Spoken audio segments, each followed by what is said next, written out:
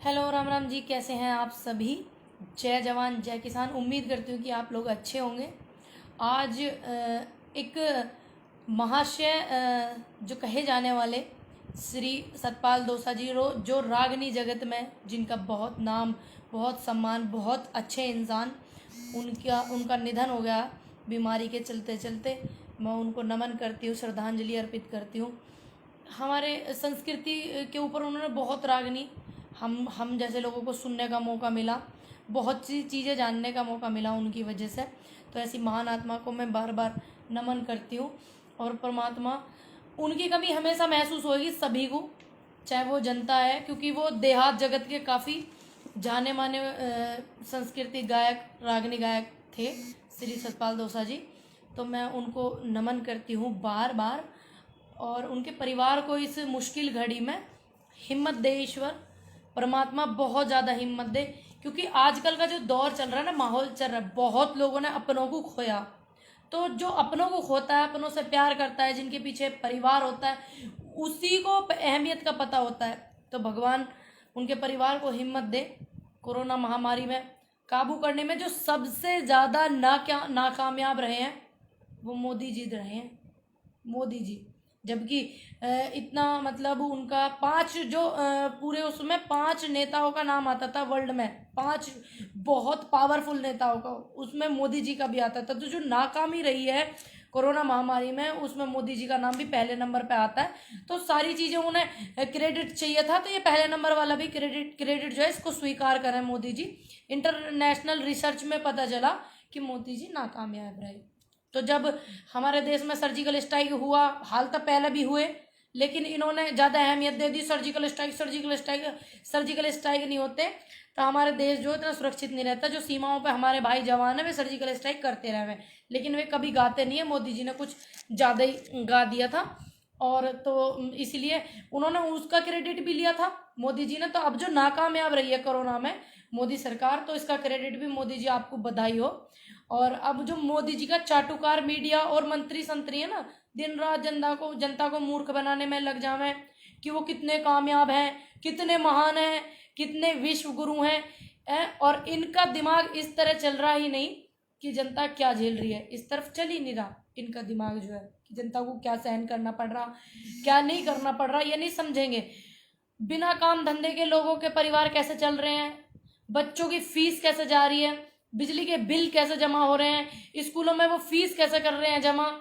लेकिन इनको नहीं पता इस बात का, जो बाहर देशों में सरकार है वो अपनी जनता की और बच्चों की, जनता की जो देखभाल अपने बच्चों की तरह कर रही है। तो वैसे भी मोदी जी को भी करना चाहिए था। फ्री मेडिकल, फ्री शिक्षा, सब कुछ फ्री है, बिजली के बिल भी फ्री है, सब कुछ फ्री वहाँ की सरकार ने करा, इन्हें भी करना चाहिए था। हालांकि ये सिर्फ वो नहीं होता, थोड़ा सा लालच सा गिर दे में वो वाला काम ये करते हैं, पूर्ण रूप से नहीं करते।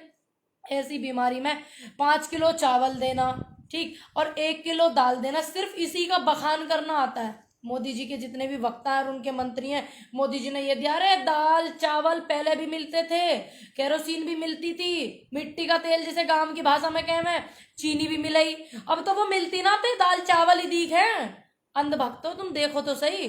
देश की जनता से अनुरोध करती हूँ इस बात पे ध्यान देवे कि पहले क्या मिलता था, अभी इन्होंने क्या कर दिया। लेकिन ये एक सांस बखान करने में लगे हुए हैं।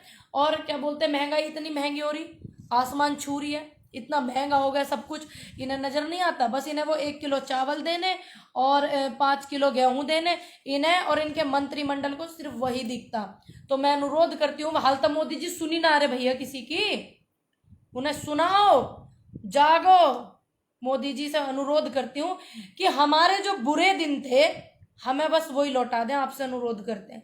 ये इतने अच्छे दिन, इतना बुरा हाल आम आदमी का, अपने प्रियजनों का दाह संस्कार भी नहीं कर पा रहे, गंगा में बहती लाशें, इतिहास गवाह है मोदी जी इस बात का। और ये बात इतिहास में लिखी जाएंगी कि एक प्रधानमंत्री देश में ऐसे हुए थे, माननीय नरेंद्र मोदी जी। माननीय नरेंद्र मोदी जी थे भारत सरकार में प्रधानमंत्री। उस जमाने में गंगा में लाशें बहती थी, क्या हाल हुआ था, ये इतिहास में दर्ज करा जाएगा कि प्रधानमंत्री नरेंद्र मोदी जी थे बीजेपी सरकार के। तो जो हालात देश के हो रहे हैं, लाशों को कुत्ते नोच नोच के खा रहे हैं, ये इतिहास में लिखा जाएगा, घबराने की बात नहीं। इस बात को देश की जनता भी जान रही है और भी देशों को पता चल रहा। सोशल मीडिया से तो कोई बात छुपी हुई नहीं है। मैं तो बस यही कहना चाहूंगी कि अगर आप जिंदा हो, देखिए लहरों में तो मुर्दे बहा करते हैं, अगर आप जिंदा हो तो विरोध करना सीखें गलत बात का। ठीक, लहरों में तो मुर्दे बह जाओ भैया। अनुरोध करती हूँ मोदी जी, हमारे जो बुरे दिन थे आप उन्हीं को लौटा दें। जनता को शमशान में भी जगह नहीं मिल रही, और मोदी जी को इसी मौसम में इसी टाइम में सेंट्रल विस्टा बनाना हो, अपना मकान बनाना हो। अंधभक्तों को तकलीफ तो बहुत हो रही होगी मेरे से कि मैं इतनी इनकी वो गिनवा रही हूँ, इनके जो काम है ना जनता के लिए जो करें वे गिनवा रही हूँ, इनकी उपलब्धियां मोदी जी की, तो बहुत तकलीफ हो रही होगी अंधभक्तों को, मुझे पता। लेकिन कोई बात नहीं, मैं बस यही कहना चाहूंगी मोदी जी को कि अपने लिए इसी टाइम में नया महल बनवाने को मिला उन्हें। मैं पूछ रही हूँ मोदी जी, आपसे सवाल है, देश की जनता आपसे सवाल कर रही है, मैं इस देश की बेटी हूँ, मेरा अधिकार है। ठीक, तो मैं आपसे सवाल करती हूँ, क्या यही मौसम मिला था, और वो मौसम मिला था राफेल खरीदने का, हवाई जहाजों में घूमने का, जब पहले कोरोना आया, और अब की बार जब कोरोना आया इतने बुरे हालात हो रहे हैं देश में, क्या यही मौसम मिला आपको सेंट्रल विस्टा बनाने का? ठीक, और मैं तो बस यही कहूंगी, जब वोट मोदी जी को दिया है ना, तो सवाल भी मोदी जी से पूछेंगे, हक की बात भी मोदी जी से पूछेंगे। नेहरू जी से नहीं पूछेंगे, डॉक्टर मनमोहन सिंह जी से नहीं पूछेंगे, राहुल गांधी जी से नहीं पूछेंगे, सोनिया गांधी जी से नहीं पूछेंगे, आपसे पूछेंगे। आपको वोट दिया था, डॉक्टर मनमोहन सिंह जी चुप रहकर भी देश का इतना काम कर गए, और आप बोल बोल के देश का नाश कर गए, तो आप ही से सारे सवाल पूछे जाएंगे। और मैं बहुत जल्दी कोशिश कर रही हूँ कि मैं आपसे मिलूं और जनता से रूबरू आपको कराऊं, और आपकी जो चुप्पी है वो बहुत जरूरी, खुलनी बहुत जरूरी है मोदी जी। तो मैं आपकी उस चुप्पी को खोलने के लिए आपसे जल्दी मिलना चाहूंगी। अनुरोध करती हूँ कि आप जो मेरी तकलीफ समझेंगे, जो देश की जनता दुखी है, परेशान है, ये हमारा परिवार ही है सारी देश की जनता, तो मैं उम्मीद करती हूँ कि आप मेरी परेशानी समझेंगे और आप मेरी खुली बैठक में सवालों के जवाब देने में मेरी सहायता करेंगे, मदद करेंगे, मेरी परेशानी को आप समझेंगे कि देश की जब जनता परेशान है तो देश का हर बच्चा परेशान है। हम भी इस देश के नागरिक हैं, वो इंसान ही क्या जो देश की जनता के लिए जिसका प्रेम ना हो। तो अनुरोध करती हूँ कि आप लोग मेरी बातों से, देश की जनता मेरी बातों से काफ़ी समझ रही है, अंधभक्तों को बड़ी तकलीफ हो रही है। मैं तो यही कहूँगी, कोई बात नहीं, आपकी तकलीफ भी दूर करेंगे। ऐसा जरूर समय आएगा जब आप ही कहोगे कि हाँ सही कहा था बैठ के आपने, आप ही कहोगे। घबराओ मत, अभी आप लोगों ने अपनों को नहीं खोया। जिन जिन लोगों ने अपनों को खो दिया ना अंधभक्तों ने, उन्होंने आके बयान भी दिया, उन्होंने अपनी परेशानी भी जाहिर करी है। आप लोगों ने भी खोया नहीं। परमात्मा न करे कि आप किसी को खोए, परमात्मा करे आपको ऐसे ही बुद्धि आ जावे। तो मेरा अनुरोध है कि आप जो है समझेंगे मेरी बात को। आप देश को रो रो के दिखा रहे हो मोदी जी, जनता को समझ आ रहा कि आप क्यों रो रो के दिखा रहे हो। और ये लोग बहुत बोल रहे थे, किसान नेता रो रहे हैं, पूनम पंडित रो रही है, बहुत बोला था। जब मुझे तकलीफ हुई तो मुझे रोना आया। ठीक, आपने बहुत बोली ये बात, अंधभक्तों ने बहुत बोली। भैया मोदी जी रो रहे, रुमाल लेकर टिश्यू पेपर लेकर चले जाओ अगर तुम्हें मौका मिल रहा हो। ठीक, तो मेरा अनुरोध है कि आप बात को समझेंगे।